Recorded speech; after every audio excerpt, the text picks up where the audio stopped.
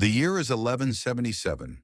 The great Sultan Saladin, master of Egypt and Syria, has gathered an army, an unstoppable force of nearly 25,000 warriors, marching upon the kingdom of Jerusalem.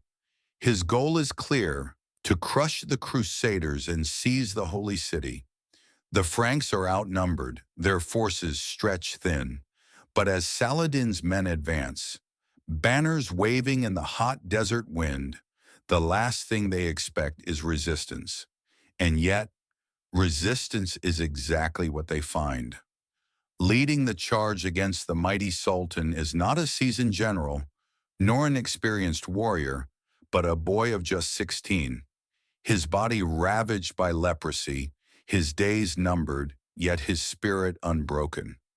This is the story of Baldwin IV of Jerusalem, the young king who defied fate and won one of the most astonishing victories of the Crusades.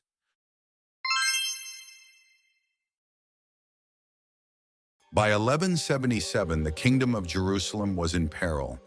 The once mighty Crusader state had grown weaker over the years, relying on fragile truces and dwindling numbers. Saladin, the brilliant strategist and unifier of Muslim forces, saw his opportunity. From the halls of Cairo, he summoned an army, thousands of Mamluk cavalry, Sudanese archers, and Bedouin warriors. It was a force too vast for the Crusaders to resist, or so he believed.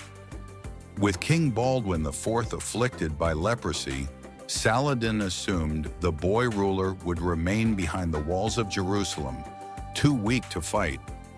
Confident, the Sultan led his troops across the Sinai, bypassing the fortress of Gaza.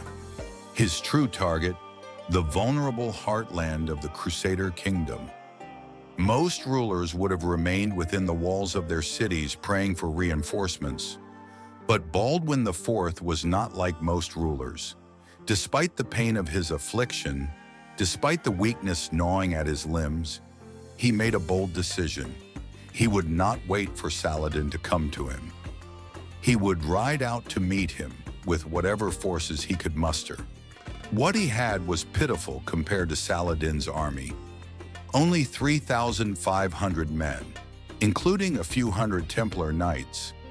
Against an army nearly 7 times their size, it seemed like suicide. But Baldwin had two advantages: his knowledge of the land and the element of surprise. Leaving Jerusalem under the cover of darkness, Baldwin and his knights rode hard across the plains, determined to intercept Saladin before he could reach the city. They were heading toward a place called Montgisard, a small hill near Ramla, where fate would decide the kingdom's future. When Saladin's army finally spotted Baldwin's forces, they were taken aback. The Sultan had expected an easy march to Jerusalem, not a battle.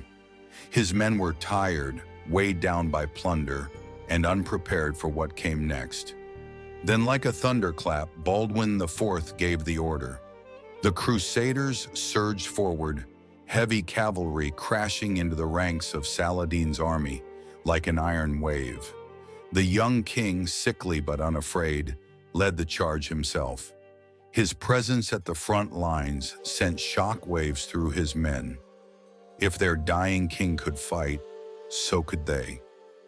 The impact was devastating. The Muslim army, unready for battle, wavered under the sudden assault. Crusader blades tore through enemy lines, and soon panic spread. As the sun dipped below the horizon, Saladin, once the mighty conqueror, found himself fleeing for his life. Humiliated, Saladin retreating all the way to Egypt. His invincible reputation had been shattered by a sickly boy king. Baldwin IV's victory at Montgisard was one of the most astonishing upsets of the medieval era. But despite his triumph, Baldwin's disease worsened. By the age of 24, he would be dead, his body failing him even as his mind remained sharp. His kingdom, now vulnerable, would not survive without him. A decade later, Saladin would return, and this time, nothing would stop him.